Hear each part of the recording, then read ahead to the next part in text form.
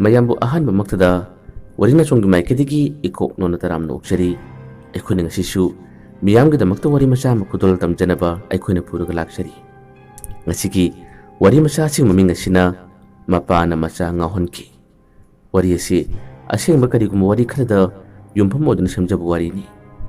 ngasigi wari macha si taibiraga adom adom ki wakhalda puninda phawgira pusingsu kamenda haibiramu tabirasi warina sona pujarak pori machada mapana macha ngahonki thodo asimak ngasidagina sahi ni phuki mamangda thoki bori ama khangni matam maduda mani macha mahakse pakhang macha inkhalako matamni ingaw ngaw na horaki hadunasu wari sibuli bidiba ahal laman haibiki magi punsida mana khoida jabi mana ngawjaki bi nupi amasu matam maduda leiramisu hai matam madu mani macha mingonda wa kana haiba ngamjataba mi ubudi ikai thiganba asigumba kiganbagi mato kaya amadi matam madu chele mana khoida jaribi mana nusi jaribi nupi rig mamingatuna lesembi kawi hai lesembi da magi haidingba phongdoningba puningi wa kaya se mana ikai thiganba kiganna mato kaya sina mana haidok pusungam kide aduga amuksu mani macha masak mato phajaba jungphiran chabume amasu matamadu oirakte nupinasu yengbada nuksiba ngamdaba masak habado mongonsu cheli hai mingonda wa haiba ngamdabasu pangdaba kiganbama oiba tarabasu kariguma matamda mana wa haidorakpadi mina taningdaba nuksidabagi matau kharasu adumak cheli haduna hai asumna mani machana laisembida haidokpa kangthokpa ngamtingai kanaguma nupa amaga laisembiga nusinaki khangnaki habigi pausu manimchana phangki matam masida manimcha thamoi yamna kaiki topung khangkide magi pusida ahanba nuksibagi mami takibasu laisembini haduna duma haine laisembibu mana nuksi haidokpa ngamdingai atopa ma khanaki bagi pawsina mongonda hena maisak oina matam masida mahak kanaguma amata loinakide kanaguma amaka maga wari watai sanaduna magi awan nungai gi warisu ama pomingon share tokide hadun su hai lekai gi maga puliba mamanaba amanina manimcha gi awaba khangki awaba singa do khangla butungda manimcha na khwadi khoida jikiba nuksije ki nupi ase lesembi ni habigi wa sitar ko matamda makhoina mateng pangi haduna mateng panglui hanglui adubu atopa ga su khangna daga leba matang oigadra natraga nupi sin manimcha bu nuksiba ngamdabu oigadra manimcha gi pawse piyu matamda yarakide masiki yarakta matam masidasu manimcha hena nungairamde masida mamanaba singna magi puning mathimjinbiki magi puning mathogat piki mamanaba amana kadom daguna khangdabu hayamana maru nubini yadaba sikaisu lebanate adubu nangna kariguma thabakra khonabu ngalabadi nupina nangbu yama nuksigani nupina nangbu yagani habki wa kaya amsamongonda haiki hairbu wase afaba achumba wadi ama phawba nate matam asida laitin chanaba amaiba amaibisu marang kaina asukimati lerami mamanaba amagi wahaina manimchagi puning asi onkibani mamanaba amana hai ekhoina pamjaba khudbok phangnaba laitin chanaba aduga tareng leibi kauba amaiba amaibiga pullaga loina daga makhoidagi mahi khara tamjarabadi ekhoigi apamsingse phangmusu ngamisu haini mase itaw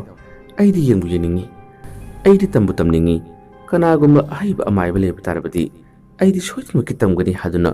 adum phagiyoi kariyoi mana wasi hairubani adubu hairuba wasina manimchadadi hena lumna khankibani hena luna lokhibani numusigi matungdagi manimachaga mamanaba singa yamna toina punba loina batokide manimcha kana khangandana lona mahangna amaiba ahaiba thiba chalami mamanabagi wasina mangondadi hena lumna lokhiba kaya sikalunana mahangna amaiba ahaiba thiba chakhibani phangsu phangki lam lapna mana koithi thiduna mana honajkiba kaya sigi matengna mahangna amaiba do thenaki amaiba sigi manakta chattuna mana amaiba siba oja khandaduna yamna kana honaduna tamjaki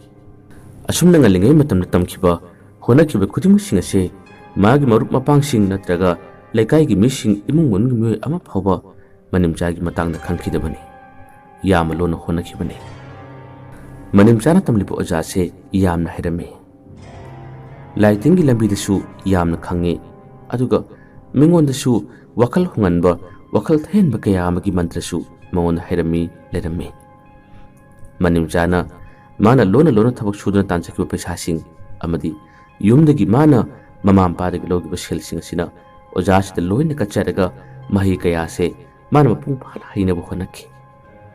ꯑꯗꯨꯕꯨ ꯑꯉꯛꯄꯅꯤꯀꯣ ꯍꯦ ꯃꯤꯑꯣꯏꯕ, ꯃꯥꯅ ꯇꯝꯂꯤꯕ, ꯃꯥꯅ ꯍꯩꯔꯤꯕ ꯃꯍꯩ ꯑꯁꯤ ꯍꯌꯦꯡ ꯃꯇꯝ ꯑꯃꯗ ꯃꯤꯑꯣꯏꯕꯒꯤ ꯃꯇꯦꯡ ꯄꯥꯡꯒꯦ, ꯃꯤꯑꯣꯏꯕꯒꯤ ꯑꯋꯥ ꯑꯅꯥ ꯀꯌꯥꯗ ꯃꯥꯅ ꯊꯕꯛ ꯍꯣꯠꯅꯒꯦ ꯍꯥꯏꯗꯨꯅ ꯇꯧꯈꯤꯕꯗꯤ ꯑꯣꯏꯈꯤꯗꯦ꯫ ꯃꯥꯒꯤ ꯑꯄꯥꯝꯕ ꯈꯔꯒꯤꯗꯃꯛ, ꯃꯥꯒꯤ ꯅꯤꯡꯕ ꯊꯨꯡꯈꯤꯗꯕ ꯈꯔꯒꯤꯗꯃꯛ ꯃꯁꯤꯒꯤ ꯃꯍꯩ ꯑꯁꯤꯒꯤ ꯃꯇꯦꯡꯅ ꯐꯠꯇꯕ ꯂꯝꯕꯤꯗ ꯁꯤꯖꯤꯟꯅꯕꯒꯤ ꯑꯣꯏꯈꯤꯕꯅꯤ꯫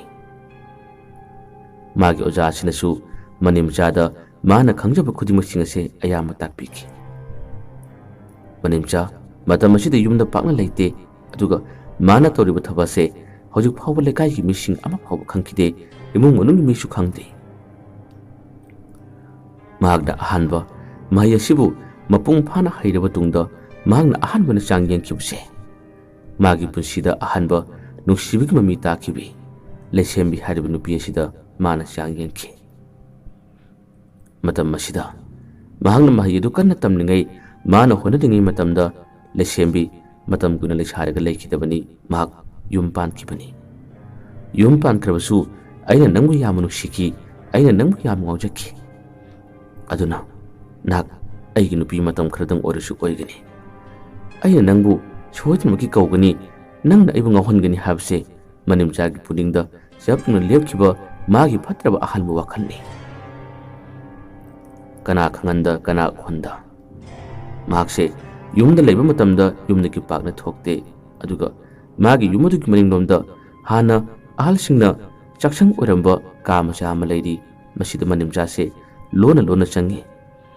ꯅꯨꯃꯤꯗꯥꯡꯁꯨ ꯃꯌꯥꯝ ꯇꯨꯝꯅꯈꯤꯕ ꯇꯟꯖꯥꯁꯤꯗ ꯂꯣꯟꯅ ꯂꯣꯟꯅ ꯊꯣꯔꯛꯏ, ꯑꯗꯨꯒ ꯍꯧꯖꯤꯛꯀꯤ ꯆꯥꯛꯁꯪ ꯃꯆꯥꯁꯤꯗ ꯂꯣꯟꯅ ꯂꯣꯟꯅ ꯑꯗꯨꯃꯛ ꯆꯪꯈꯤꯕꯅꯤ꯫ ꯑꯍꯥꯟꯕ ꯑꯣꯏꯅ ꯃꯥꯅ ꯆꯥꯡ ꯌꯦꯡꯈꯤ, ꯃꯥꯅ ꯀꯧꯈꯤ, ꯃꯥꯅ ꯃꯍꯩ ꯇꯥꯈꯤ ꯂꯩꯁꯦꯝꯕꯤꯗ꯫ ꯃꯍꯩ ꯌꯥꯝꯅ ꯀꯜꯂꯕ, ꯇꯧꯒꯦ ꯍꯥꯏꯕꯗ ꯉꯝꯕ ꯑꯍꯜ ꯑꯗꯨꯒꯤ ꯃꯍꯩ ꯑꯗꯨꯒꯤ ꯃꯇꯦꯡꯅ ꯃꯅꯤꯝꯆꯥꯅ ꯆꯥꯡ ꯌꯦꯡꯕꯗ ꯂꯩꯁꯦꯝꯕꯤꯗ ꯆꯥꯡ ꯑꯗꯣ ꯃꯥꯏ ꯄꯥꯛꯅ ꯄꯥꯟꯈꯤꯕꯅꯤ꯫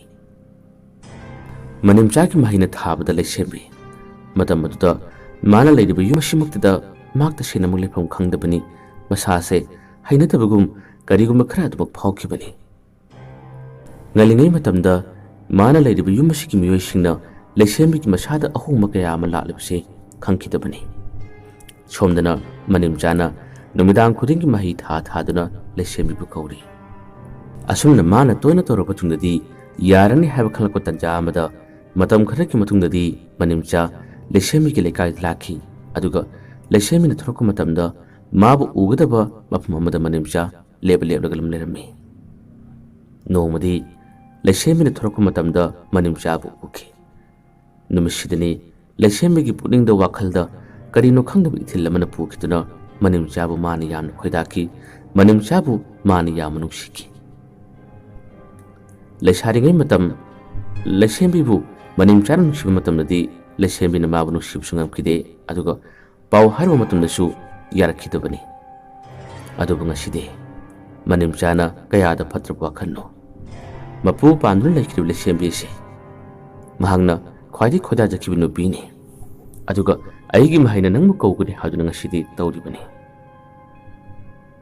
ꯑꯁꯨꯝꯅ ꯃꯅꯤꯝꯆꯥꯕꯨ ꯂꯩꯁꯦꯝꯕꯤꯅ ꯎꯕꯗ ꯌꯥꯝꯅ ꯅꯨꯡꯁꯤꯕ, ꯌꯥꯝꯅ ꯈꯣꯏꯗꯥꯕ ꯐꯥꯎꯔꯛꯄꯅ ꯃꯔꯝ ꯑꯣꯏꯔꯒ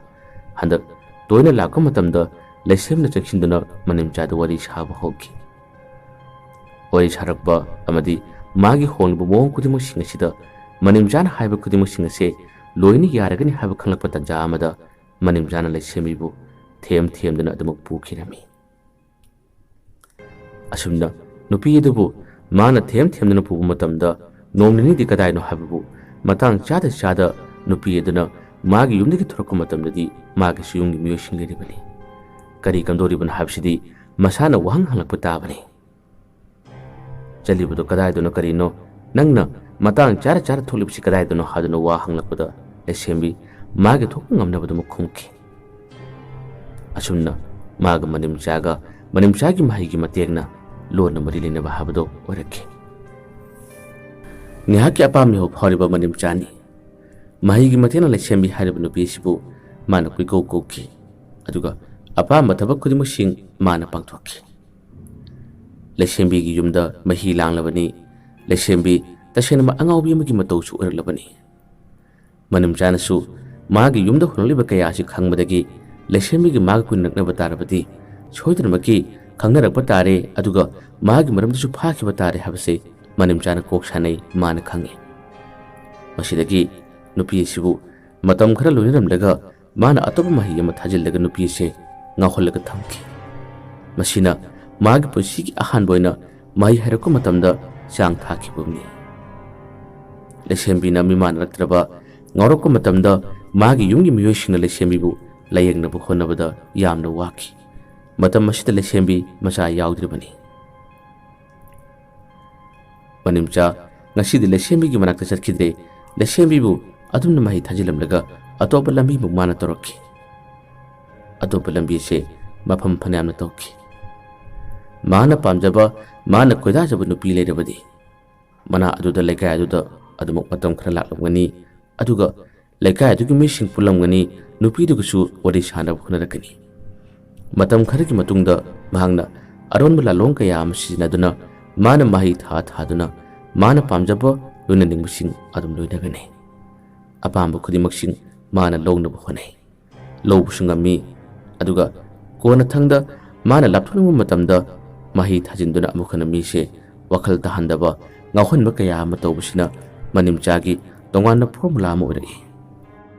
matam kuina asumna phattaba thabak kaya se atoppa lekai lekai da pangthuluraba tawruraba tungdadi ngasidi magi lekai da su asumna sang yengbse manimchana lona lona horakpani lekai gi mi ama phawba manimchagi maramda asengbsi khangde mana toriba thaba se numidang de lona lona pangthokpani angana matamdana icham chamna lekai gi burbo pangsing mi sing adum pullaga leibani adabu mieng na yeng tongan amadi manimchana yengmudi horabani nupi singna irujaba natraga nupi singna karigumda achera komse yama lona lona yengba manimchana tongan phatta wakhalamadi adumak chedi chen kimatamduda hojikti atopa lekai da mana khut tharambadagi magi lekai da phawba manimchana khut thab horakki makhoi gi lekai gi leisabi aribi nupi yamakkale masak mato yamna phajai mana di matamududa yamna ki na hangoina iche iche kaujaramani adabu lekai lekai khudimakta apami hona ngawrba manimchana changkaya ama tharuraba changkaya ama yenguraba tunadi hojiki mana iche iche kaujaba nupi ase mangonda su kadongdagino khangdib ithillamada apami ho phorakki kuikide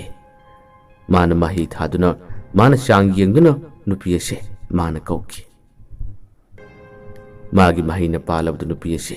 manimchagi langna thuki manimchagi khutta taki numijunga matam numidang warumgi matamda manimchagi mahi na thaduna kauduna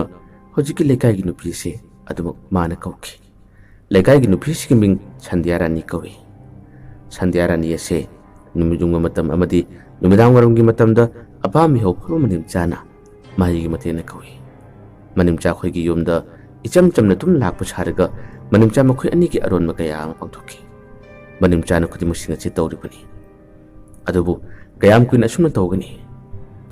manimcha na asumna toina Sandhyarani hariba nupi sibu makhoi gi yumda kawba matam asida nongmadi numilo lokka matamdani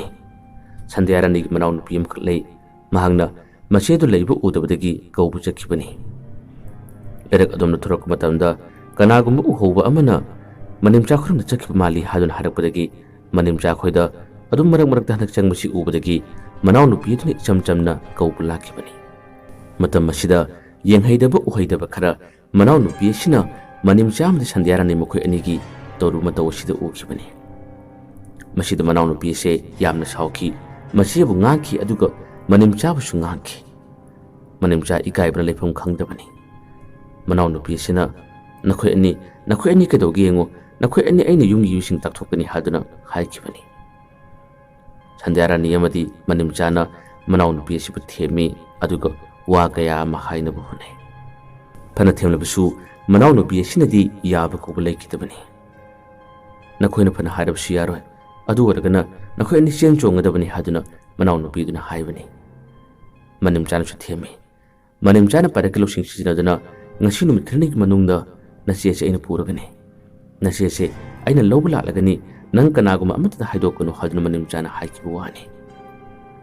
ꯑꯗꯨꯕꯨ ꯅꯨꯃꯤꯠ ꯈꯔꯅꯤꯁꯤꯒꯤ ꯃꯅꯨꯡꯗ ꯃꯅꯤꯝꯆꯥꯅ ꯀꯔꯤ ꯇꯧꯔꯨꯔꯤ? ꯁꯟꯙ꯭ꯌꯥꯔꯥꯅꯤꯒꯤ ꯃꯅꯥꯎꯅꯨꯄꯤ ꯑꯁꯦ ꯃꯍꯥꯛꯅ ꯉꯥꯎꯍꯟꯈꯤ꯫ ꯃꯥꯒꯤ ꯃꯍꯩꯅ ꯊꯥꯗꯨꯅ ꯃꯅꯥꯎꯅꯨꯄꯤ ꯑꯁꯦ ꯉꯥꯎꯍꯜꯂꯛꯈꯤ꯫ ꯃꯅꯥꯎꯅꯨꯄꯤꯁꯤꯅ ꯑꯍꯥꯟꯕ ꯉꯥꯎꯔꯛꯄ ꯃꯇꯝꯗꯗꯤ ꯌꯥꯝꯅ ꯀꯤꯕꯒꯤ ꯃꯇꯧ ꯀꯌꯥ ꯑꯃ ꯇꯧꯔꯛꯈꯤ꯫ ꯃꯍꯥꯛ ꯌꯨꯝꯗ ꯂꯩꯔꯤꯉꯩ ꯃꯇꯝꯗ ꯃꯁꯤꯒꯤ ꯑꯅꯥꯕ ꯍꯧꯔꯛꯄꯒꯤ ꯃꯇꯧ ꯑꯁꯤ ꯇꯧꯈꯤꯕꯅꯤ꯫ ꯃꯥꯡꯒꯣꯜꯗ ꯃꯈꯣꯏ ꯃꯌꯥꯝ ꯄꯨꯟꯅ ꯐꯝꯂꯤꯉꯩ ꯃꯇꯝꯗ ꯌꯥꯝꯅ ꯀꯟꯅ ꯃꯥꯁꯤ ꯂꯥꯎꯔꯛꯄꯅꯤ, ꯑꯗꯨꯒ ꯃꯁꯥꯅ ꯃꯁꯥꯒꯤ ꯃꯁꯝ ꯑꯁꯦ ꯐꯣꯏꯖꯔꯛꯄꯅꯤ꯫ ꯃꯁꯤꯗꯒꯤ ꯃꯁꯥꯅ ꯃꯁꯥꯁꯦ ꯄꯪꯍꯣꯠꯇ ꯍꯣꯠꯂꯛꯄꯅꯤ, ꯄꯪꯈꯣꯠꯇ ꯈꯣꯠꯆꯔꯛꯄꯅꯤ꯫ ꯃꯥꯒꯤ ꯃꯇꯧ ꯑꯁꯤ ꯑꯍꯥꯟꯕꯅꯤ, ꯃꯃꯥꯡꯗ ꯑꯁꯨꯝꯅ ꯇꯧꯔꯛꯄ ꯅꯠꯇꯦ꯫ ꯃꯇꯧ ꯑꯁꯤ ꯎꯕꯗꯗꯤ ꯌꯨꯝꯒꯤ ꯃꯤ ꯈꯨꯗꯤꯡꯃꯛꯁꯤꯡ ꯑꯁꯦ ꯄꯪꯀꯤꯗ ꯀꯤꯅꯔꯝꯃꯤ, ꯄꯪꯄꯥꯗ ꯄꯥꯈꯠꯅꯔꯝꯃꯤ꯫ ꯀꯩꯗꯧꯔꯕꯅꯣ ꯍꯥꯏꯗꯨꯅ ꯃꯈꯣꯏꯁꯨ ꯉꯥꯏꯍꯥꯛꯇꯪꯗꯤ ꯑꯉꯥꯎꯕꯒꯤ ꯃꯇꯧ ꯑꯣꯏꯅꯈꯤ꯫ ꯃꯁꯤꯗꯒꯤ ꯑꯃꯥꯏꯕ ꯀꯧꯔꯒꯤ ꯍꯟꯖꯤ ꯂꯥꯏꯇꯤꯟ ꯑꯣꯛꯅꯔꯕ ꯀꯩꯅꯣꯝꯃ ꯇꯧꯔꯦ ꯍꯥꯏꯗꯨꯅ ꯑꯃꯥꯏꯕ ꯀꯧꯗꯨꯅ ꯌꯦꯡꯍꯟꯅꯕ ꯍꯣꯠꯅꯩ꯫ ꯇꯁꯦꯡꯕꯗꯤ ꯊꯥꯔꯤꯕꯁꯤ ꯄꯣꯠꯁꯦꯝꯅꯤ꯫ ꯄꯣꯠꯁꯦꯝ ꯑꯃꯁꯨꯡ ꯂꯥꯏꯒꯤ ꯑꯣꯏꯕ ꯀꯌꯥ ꯑꯃ ꯊꯥꯖꯤꯜꯂꯒ ꯃꯅꯤꯝꯆꯥꯅ ꯃꯥꯒꯤ ꯑꯔꯣꯟꯕꯁꯤꯡ ꯑꯗꯨ ꯈꯪꯗꯅꯕ ꯇꯧꯔꯤꯕꯅꯤ꯫ ꯑꯁꯨꯝꯅ ꯃꯅꯥꯎꯅꯨꯄꯤ ꯑꯁꯦ ꯁꯞꯇ꯭ꯔ ꯀꯥꯏꯔꯕ ꯃꯇꯧ ꯀꯌꯥ ꯑꯃ ꯇꯧꯔꯛꯄ ꯑꯃꯗꯤ ꯑꯃꯥꯏꯕ ꯂꯥꯛꯇꯨꯅ ꯌꯦꯡꯕ ꯃꯇꯝꯗ ꯃꯉꯣꯟꯗ ꯊꯥꯔꯤꯕ ꯄꯣꯠꯁꯦꯝ ꯑꯁꯦ ꯌꯥꯝꯅ ꯀꯟꯈꯤꯕꯅ ꯂꯧꯊꯣꯛꯄ ꯉꯝꯗꯕ ꯑꯉꯥꯎꯕꯒꯤ ꯃꯇꯧ ꯑꯁꯦ ꯃꯅꯥꯎꯅꯨꯄꯤꯗ ꯆꯨꯔꯛꯈꯤ꯫ ꯃꯅꯥꯎꯅꯨꯄꯤ ꯍꯥꯏꯔꯤꯉꯩ ꯀꯗꯥꯏꯅꯣ ꯍꯥꯏꯕꯗꯨ ꯃꯆꯦꯁꯨ ꯑꯃꯨꯛ ꯍꯟꯅ ꯃꯇꯝ ꯈꯔꯒꯤ ꯃꯅꯨꯡꯗ ꯍꯧꯔꯛꯈꯤꯕꯅꯤ꯫ ꯃꯆꯦ ꯑꯁꯦ ꯃꯅꯤꯝꯆꯥꯅ ꯄꯥꯝꯗꯦ, ꯃꯥꯒꯤ ꯑꯄꯥꯝꯕ ꯈꯨꯗꯤꯡꯃꯛ ꯂꯧꯈ꯭ꯔꯦ, ꯑꯄꯥꯝꯕ ꯈꯨꯗꯤꯡꯃꯛ ꯐꯪꯈ꯭ꯔꯕꯅꯤ꯫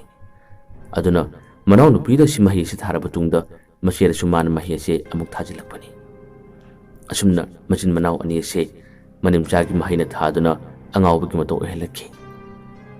ꯃꯁꯤꯗ ꯑꯃꯥꯏꯕ ꯂꯥꯛꯇꯨꯅ ꯂꯥꯌꯦꯡꯅꯕ ꯐꯅꯕ ꯌꯥꯝꯅ ꯀꯟꯅ ꯍꯣꯠꯅꯩ, ꯑꯗꯨꯕꯨ ꯄꯣꯠꯁꯦꯝ ꯌꯥꯎꯈꯤꯕꯅ ꯄꯣꯠꯁꯦꯝ ꯑꯁꯤꯅ ꯃꯔꯝ ꯑꯣꯏꯔꯒ ꯌꯥꯝꯅ ꯋꯥꯈꯤ꯫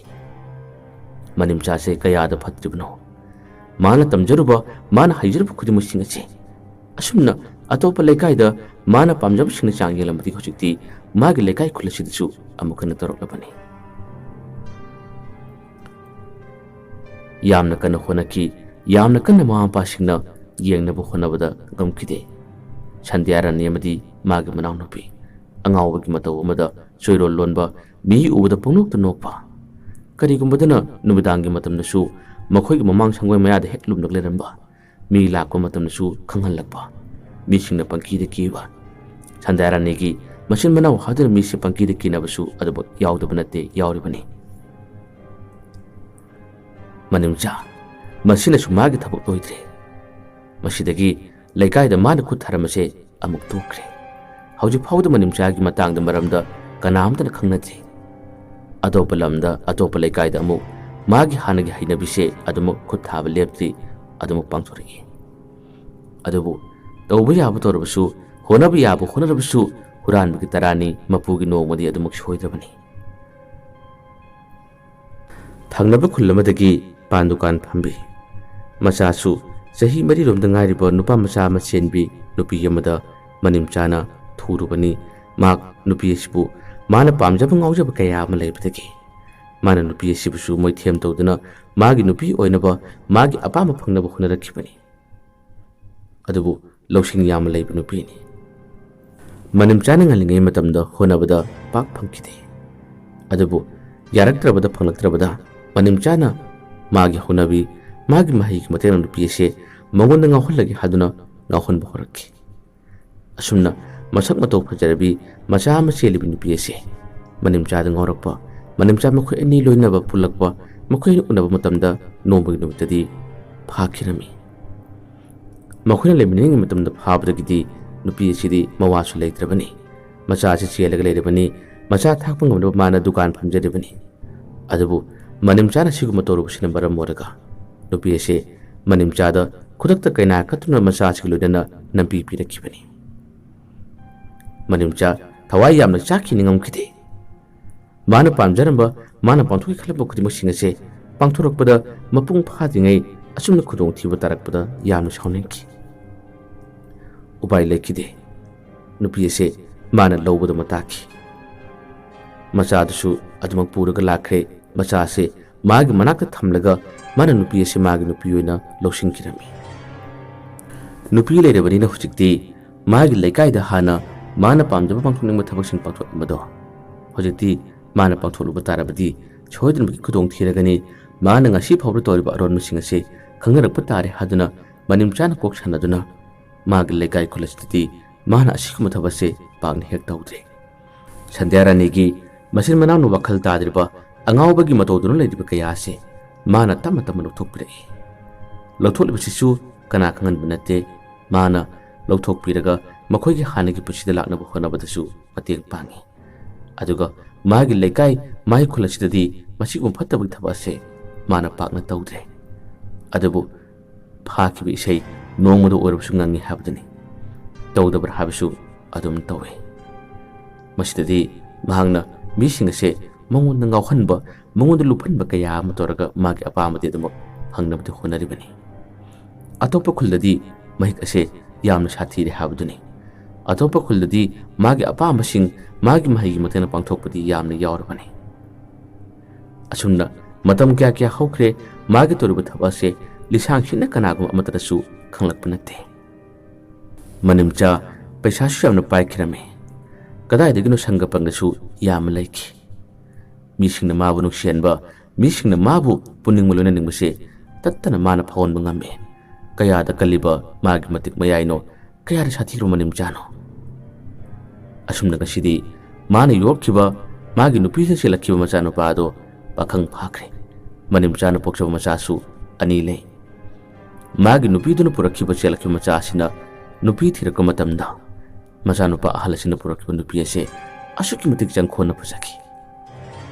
ꯐꯖꯕꯗ ꯌꯦꯡꯕ ꯃꯄꯥ ꯂꯩꯇ꯭ꯔꯕ ꯃꯥꯒꯤ ꯅꯨꯄꯤꯅꯤ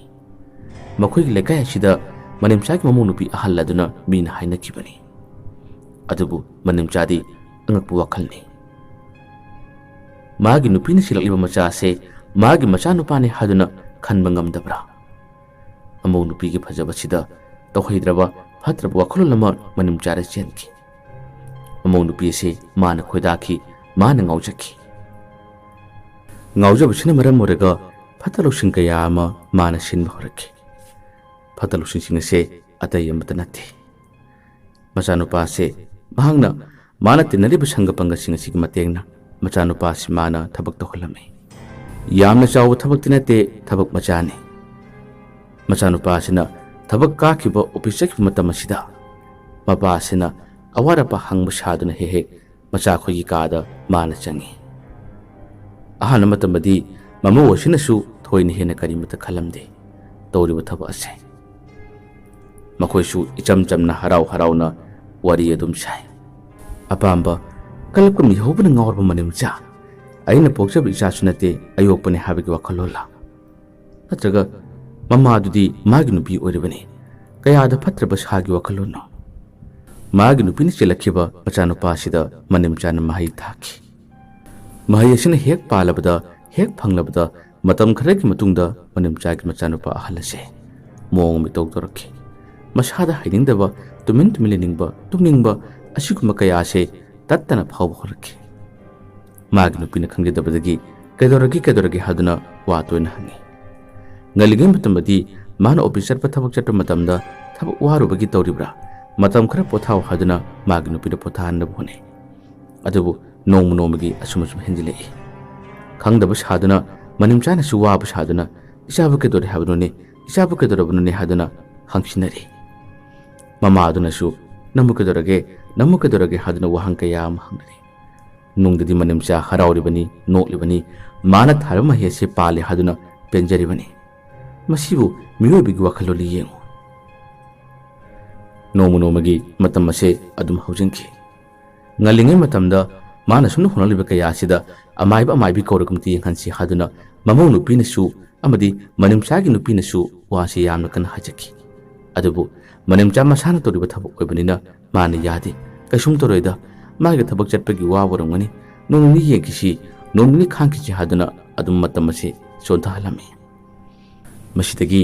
ꯆꯌꯣꯜ ꯑꯃꯒꯤ ꯃꯇꯝ ꯑꯁꯤ ꯑꯣꯏꯔꯛꯄ ꯃꯇꯝꯗꯗꯤ ꯃꯅꯤꯝꯆꯥꯒꯤ ꯃꯆꯥꯅꯨꯄꯥ ꯑꯍꯜ ꯑꯁꯤ ꯑꯉꯥꯎꯕꯒꯤ ꯃꯇꯧ ꯑꯣꯏꯔꯛꯈ꯭ꯔꯦ ꯆꯣꯔꯣꯟ ꯐꯥꯔꯣꯟ ꯀꯌꯥ ꯑꯃ ꯂꯣꯟꯈ꯭ꯔꯦ ꯑꯗꯨꯒ ꯂꯩꯔꯛ ꯀꯣꯠꯁꯥꯡꯗ ꯀꯣꯏꯆꯠ ꯆꯠꯄ mi ubada pangnok nokpa mato kaya se adum tokalai masidagi thawai wabadi helaba yumgi miwasing sina machanupa sibu pharabadi magi angawbagi mato kaya se layeng bangamlabadi haduna mioi kaya kaya tanaki amaibi kaya gi manak chatuna yengnabu honaki matam masida manimcha yaude magti yumda lehore nakhoi chalo khara phara phajana yengo haduna man apa chaduna thadoklami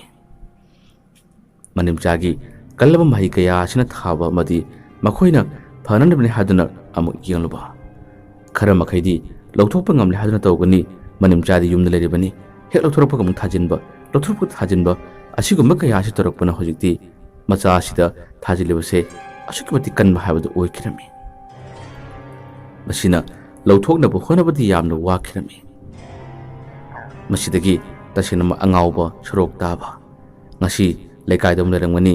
khara ladaga amadu chakhini asumna senabada awabagi matawmu surki mamu nupi ahalase hojik macha yaudribani asumna manimchana magi apama kharigi damakta macha asida mana mahi kayam thajilaga hojikti tasinama ngawhalle atopa amaibi kaya amani yengi habdungai yengba ngamde yengba khudingi asomlagi thajilakpana henbasina khudong thirabani kona thangda manimchana tonganba lawsing kaya am sinaduna among nupi sida mahangna ma khangnaba amaiba lei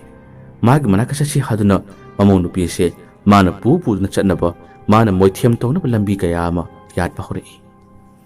matam khara amadi magi nupa sidabu pharabadi khanduna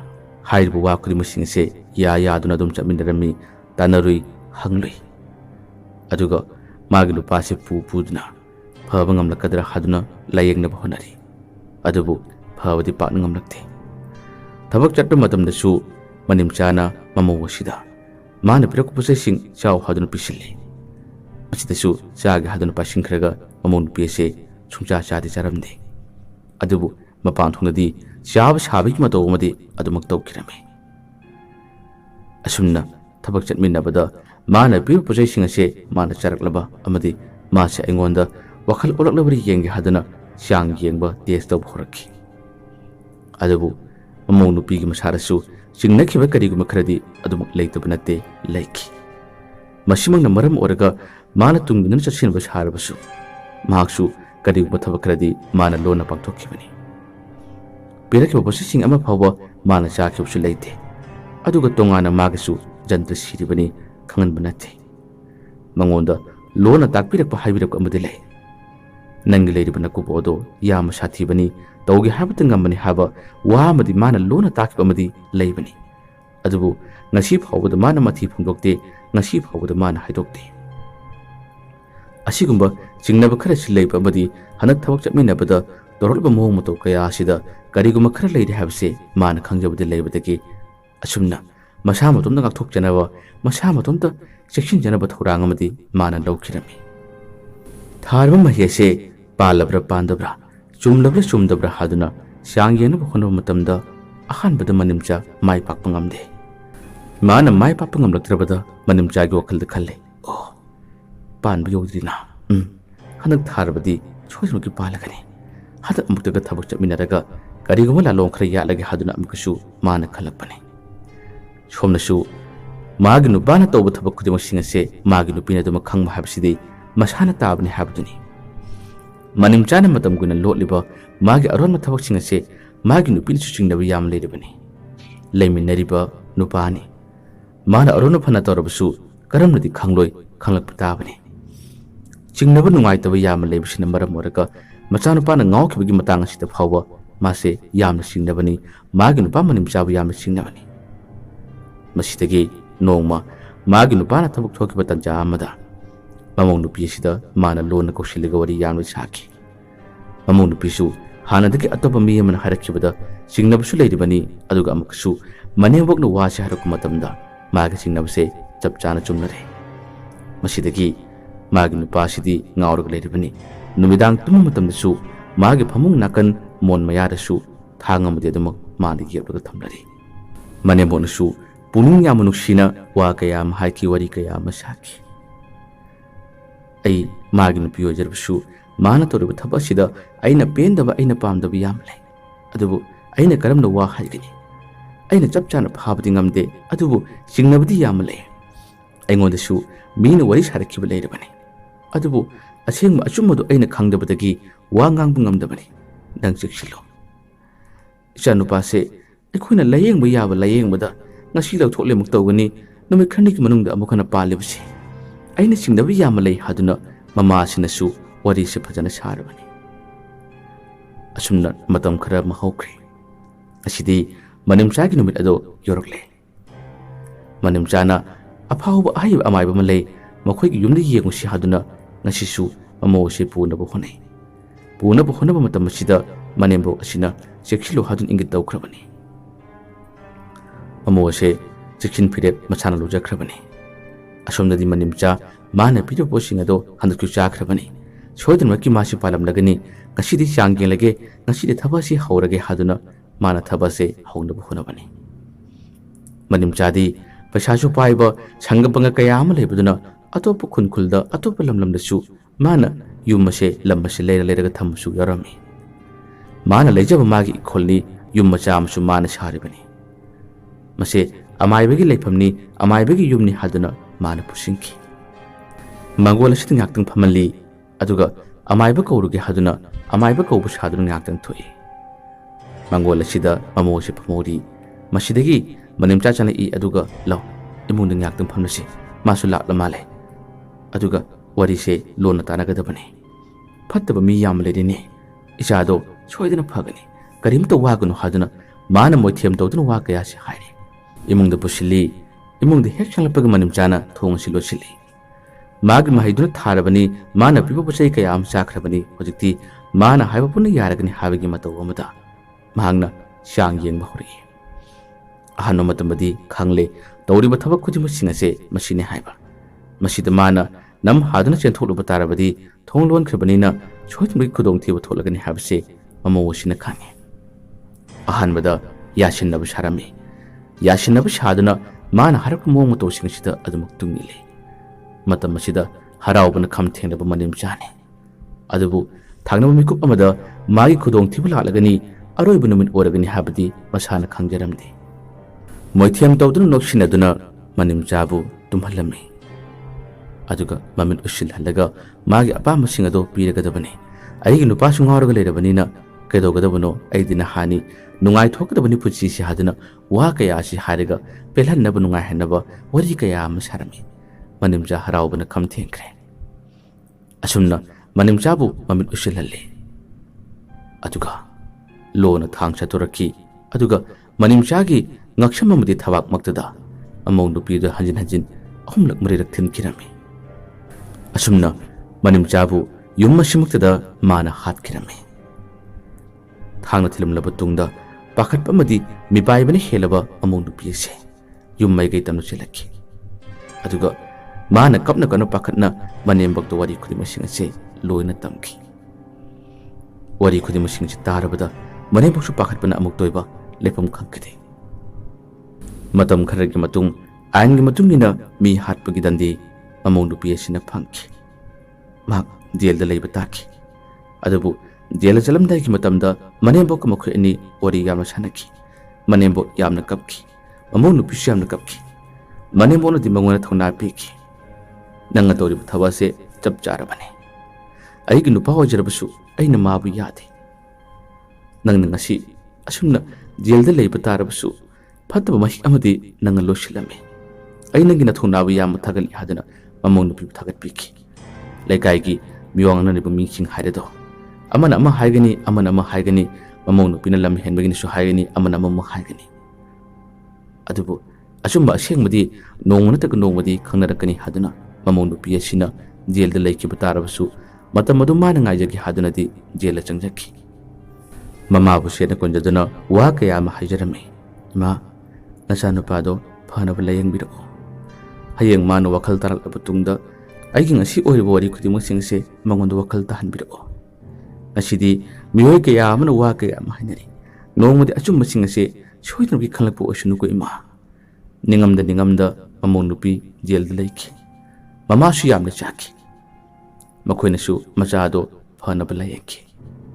अदुबु लायंबदि ngमखिदे ममों नुपीसु jail the मतम छाना लेखी